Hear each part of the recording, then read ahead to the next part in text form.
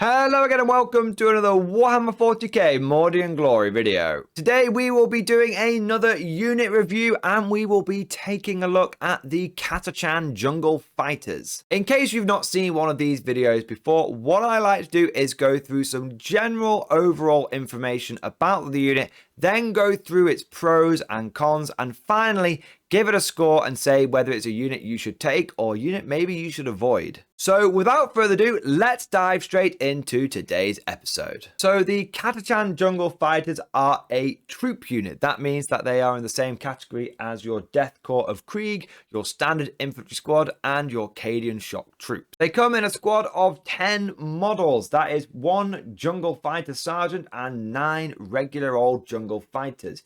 Each jungle fighter is equipped with a las gun and frag grenades, and the jungle fighter sergeant is equipped with a las pistol and frag grenades. Their unit profile is the same as the other troop choices in the Codex. GW seems to have gone down this path of all guardsmen are going to have the same stats, but it's going to be the data sheet abilities that separate them. So because of this, your Catachan Jungle Fighter will have a movement of 6, a weapon skill of 4+, ballistic skill of 4+, strength 3, toughness 3, wounds 1, attack 1, leadership 6, and a 5+ save.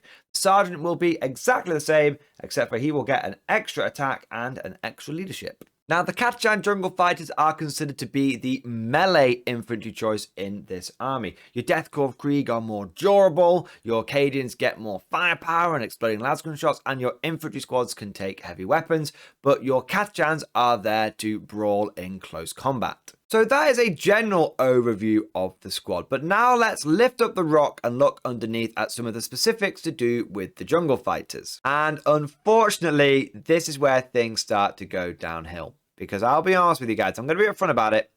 The Catachans aren't a very good unit. It's such a shame because they're so iconic, but they really have been dealt a bad hand. So it starts off with the fact that they have an incredibly limited amount of special weapons they can take. In fact, they can just take flamers. 2 of them. That's it. Cadians can take 2 flamers. Death Corps Krieg can take 2 flamers. Catachans can't even get melta guns. They can't even get grenade launchers.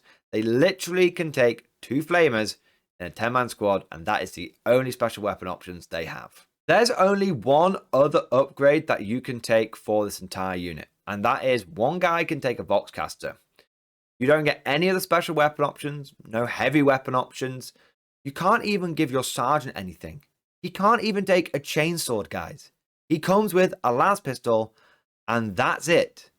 You would think that the melee infantry choice of the guard would come with some way for your sergeant to get a power weapon, maybe even a power fist.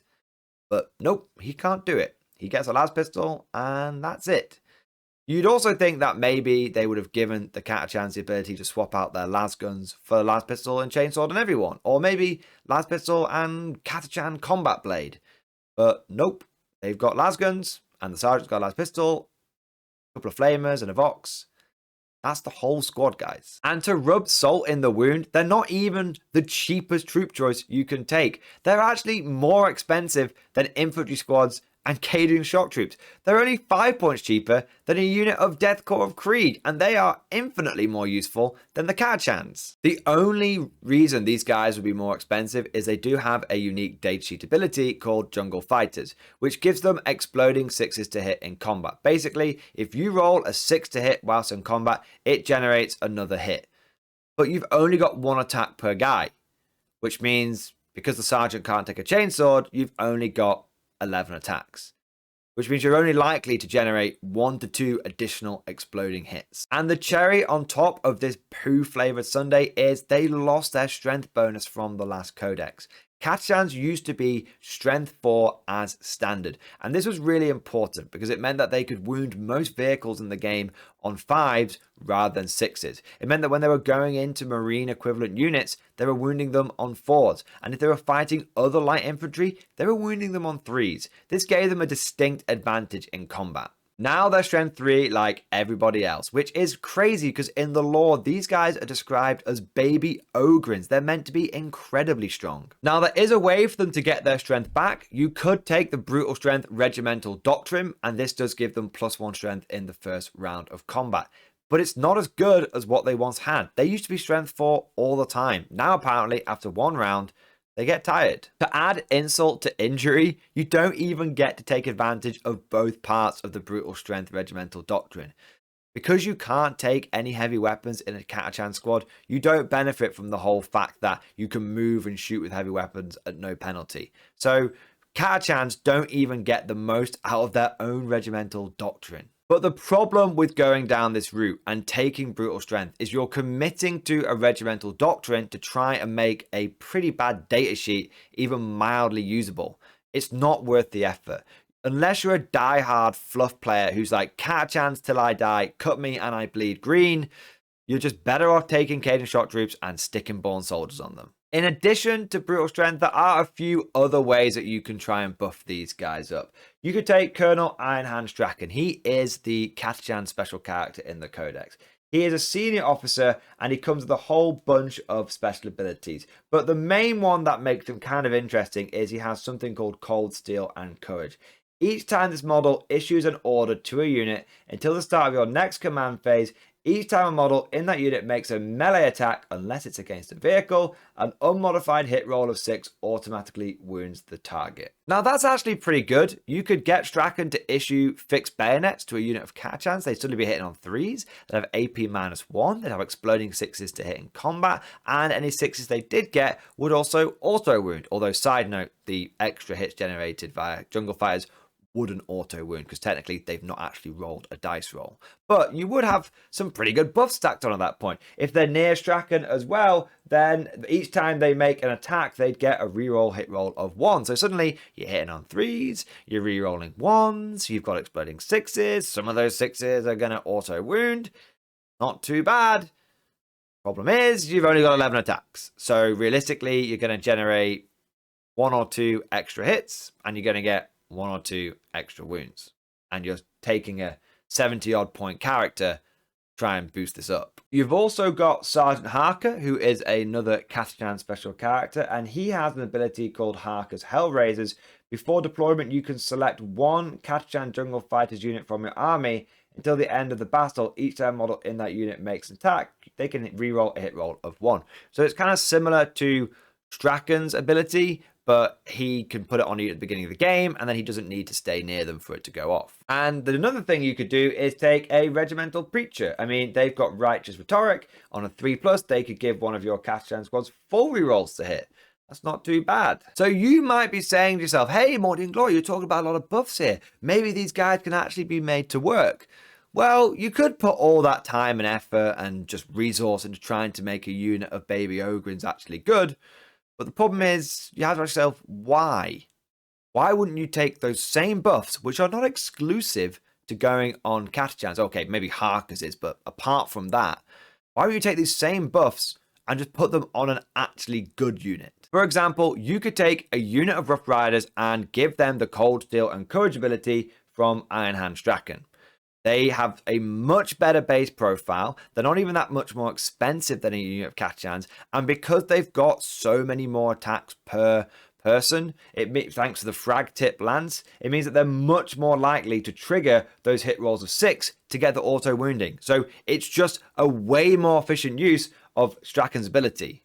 So the problem with Catachans is you can load all these buffs up onto them, but you're trying to make a bad datasheet passable when you could just take a better datasheet and make it fantastic. If I'm going to be totally honest with you guys, I think the only reason that Catachan Jungle Fighters have their own datasheet is because GW has got this policy of if we make models for it, then we have to make rules for it.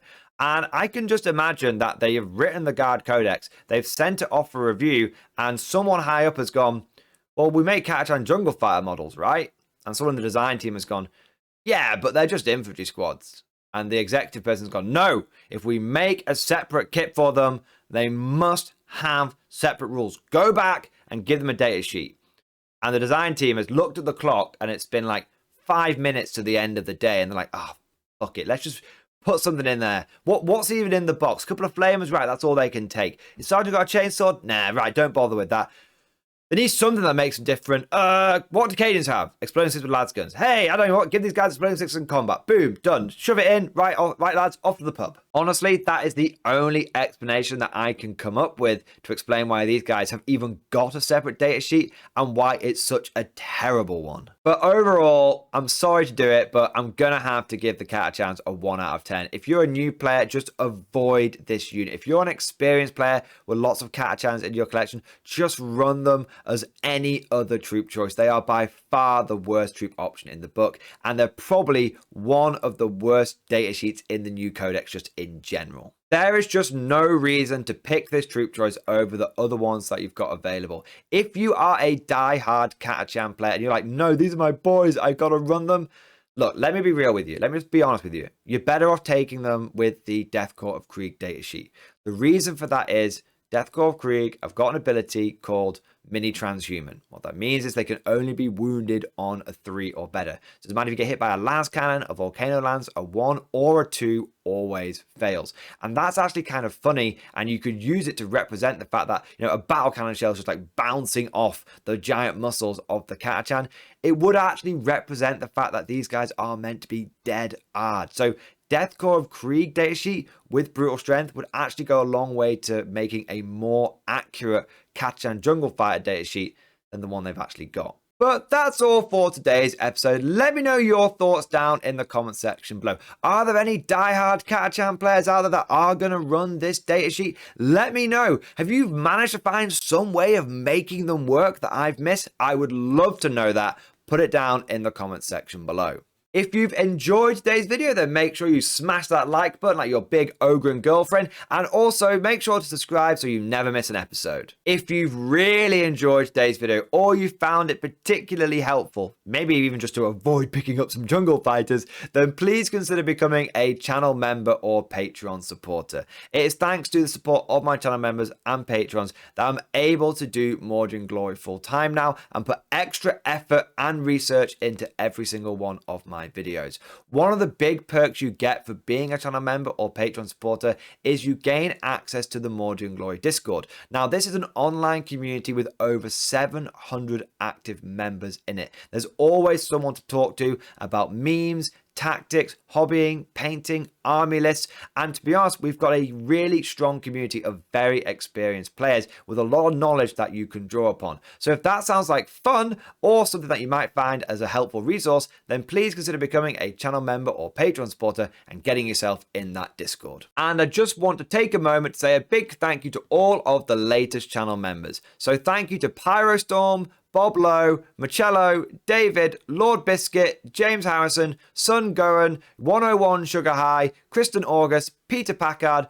Brian, David Irving, Mobius 1105, Compy Guy, Infernia Gaming, Best Ubu, and Orange Gills. Thank you guys for doing your part. Thank you for being channel members. I also want to do a shout out to the latest Patreon supporters as well. So a big thank you to Old Bean, Nicholas, Rob, Sam, Brett, Chansey, Benjamin, Justin, Devin, and Canadian Goose. Thank you guys for your ongoing Patreon support. And last but certainly not least, I want to say a personal thank you to all of my top tier Patreon supporters. These are the War Masters, the people who have truly gone above and beyond the call of duty when it comes to supporting the channel. So a massive thank you to Bonbon Vert, Phil French, Ross Miller, Tekwal, Alex Tengal, John Stubbs, Nick Walsh, Swordfish Trombone, Diesel Fox, Tom Sutton, and August Barney. Thank you guys. I really do appreciate your very generous support. It is a big reason of how I'm able to do the channel full time now. So once again, just thank you so much. I hope you've all enjoyed today's video. Thank you for watching. And of course, as always, I'll see you guys next time.